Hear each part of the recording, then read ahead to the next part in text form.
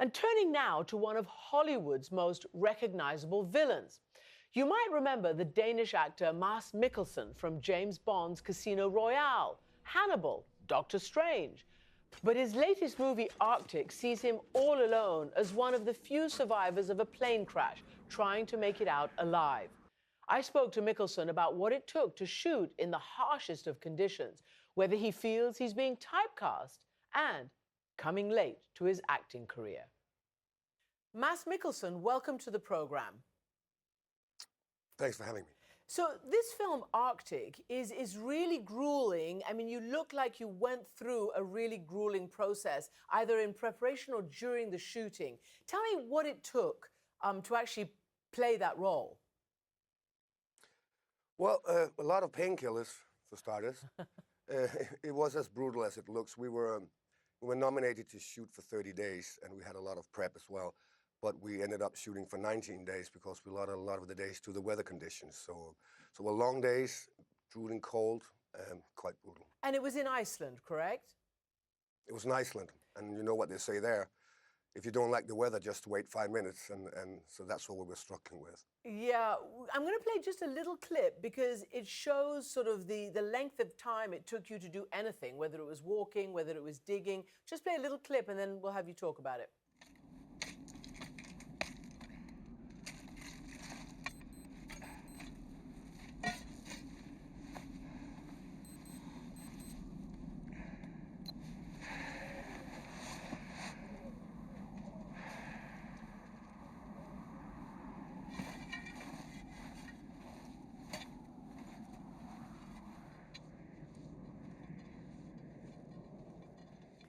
So there you were, making this massive SOS, hoping to be rescued. And it is obviously about a lone survivor trying to survive in this Arctic condition. You lost weight, right? I mean, how did your physical self change during those 19 days of shooting?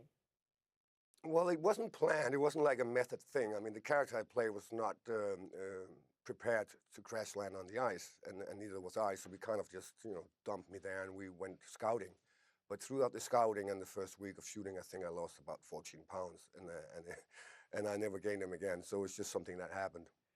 And what about the idea of your character never being named in the film? You see the name in the credits, but it's almost kind of not developed in that particular way.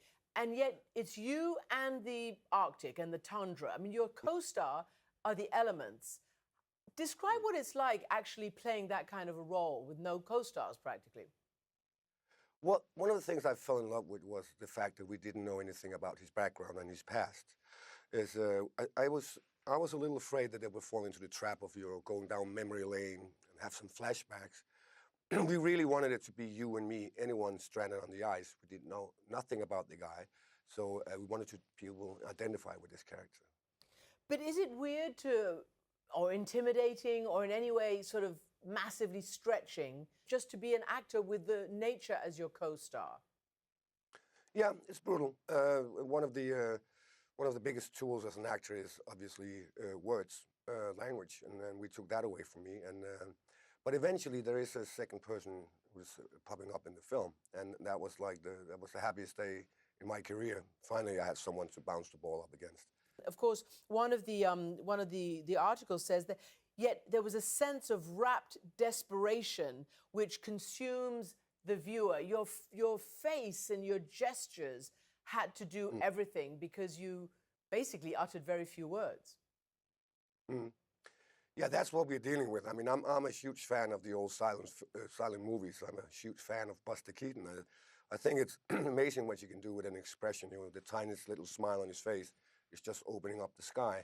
And I think that those were the tools we were dealing with, and we had to stick with them. The director, Joe Penna, I mean, this is his first major film, right? I mean, he was before a bit of a YouTube star, and you can see how he's filmed it in a really gritty, realistic, no-frills way. What was it like working with him?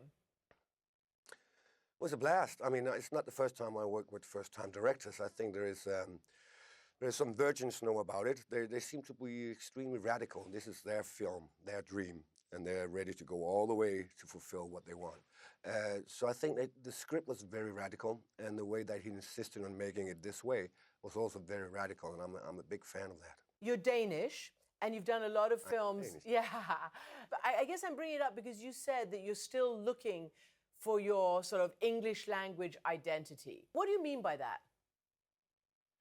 Well, I guess I'm fine just sitting here and having an identity. That's like you play two characters when you play a character in English. I mean, I play the character, and then I play me, Mads, speaking English. And they kind of have to morph together before you're completely free. So I think I will always be looking for that. I mean, I feel free in the language, but there's an identity that's not the same as my Danish identity. And then I'm probably be searching for that until I'm 90. Well, I mean, you have obviously been in one of the biggest English language blockbusters. That's, of course, James Bond. You were the villain in Casino Royale. I'm just going to play a little clip of that. I'm all in.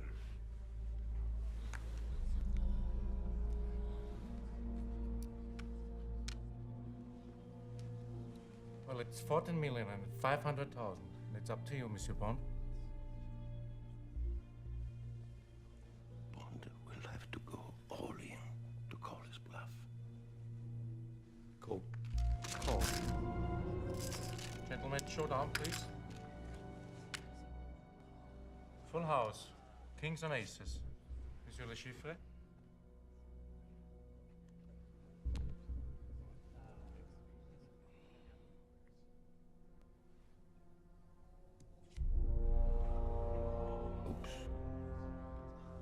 It's 4 checks.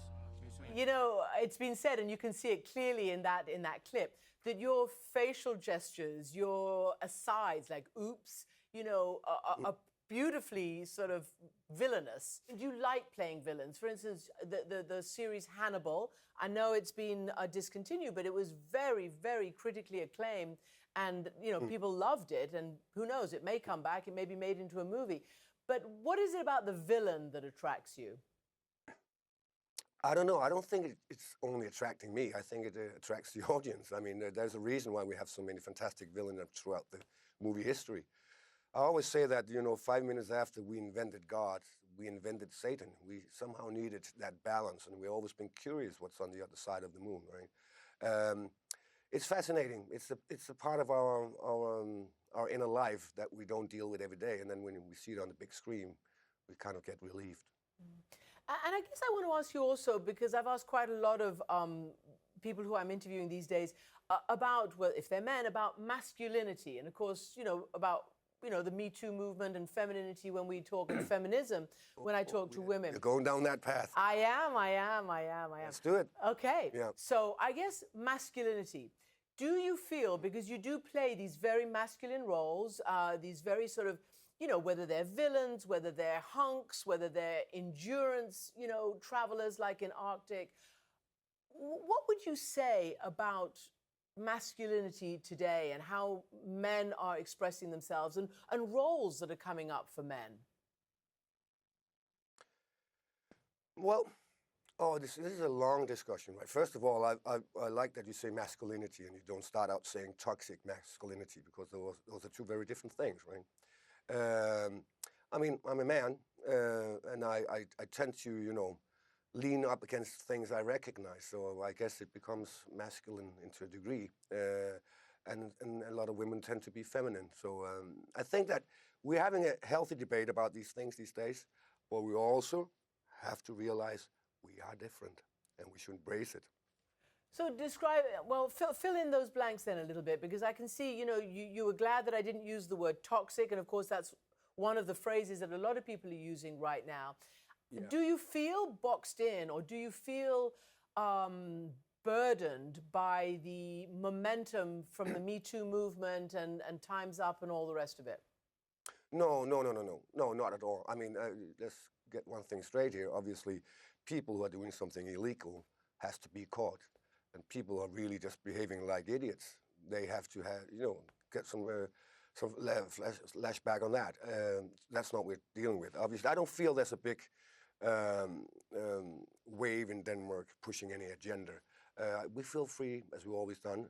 It's a healthy discussion, but we have to, you know, we have to weigh it. We can't just scream guilty before we've seen any proof. Which, of course, leads me to, the next work that I want to discuss, which was called The Hunt. You won Best Actor at Cannes. Oh, yeah. Yeah, and Yeah. your character was wrongly accused of child abuse. So you were on the opposite side of this issue. I guess, how did it feel, particularly, how did it feel to adopt that mindset? I mean, I think you've been quoted as saying it was Kafkaesque. In this film, if you scream loud, you're guilty. If you shut up, you're guilty. Exactly. And obviously, we're dealing with children, which is a very, very emotional thing. They mean everything to us. If this guy was accused of being a bank robber, there might have been a couple of high fives when he was acquitted, right? But here, the claim will always stick to him, just a fraction, and that's enough to not have life. And how did you feel playing that role? Ostrached. It was brutal. It was a lonely part, just like Arctic. I felt really lonely. I had my fellow friends and my fellow colleagues to bounce with. But when we shot the film, he was a lost man. He was a very lonely person. So your next project is called Polar. I mean, it's got a similar name to Arctic, but it's nothing like that, is it?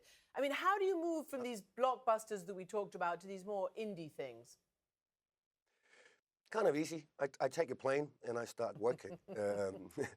I've been very fortunate my whole life that I've done my small budget films in Denmark or Europe, and then I've been invited over here to America and done some bigger things. I love going back and forth, and hopefully I can continue doing that. And just quickly, a little bit about your own sort of career and coming to acting. I think you were 30 when you came into actual acting. You'd already been in the performing arts. Tell me what you were doing before, and some people say it's late to come to acting. I don't know whether you think it is, but what was the transition all about? It was perfect for me. I was a gymnast as a kid, and then they needed some acrobats in the background of a musical, and we did a couple of dance moves as well, and the choreographer asked me if I wanted to learn the craft, and I had nothing else to do, so I said yes. So I was a professional dancer for 10 years, and through that, I got more and more in love with the drama of dancing, and eventually I applied for a drama school, and I got in. And then I became an actor. And that's it? That was it. That's the short version, yeah. All right. Mads Mikkelsen, thank you so much indeed for joining me. Thanks for having me.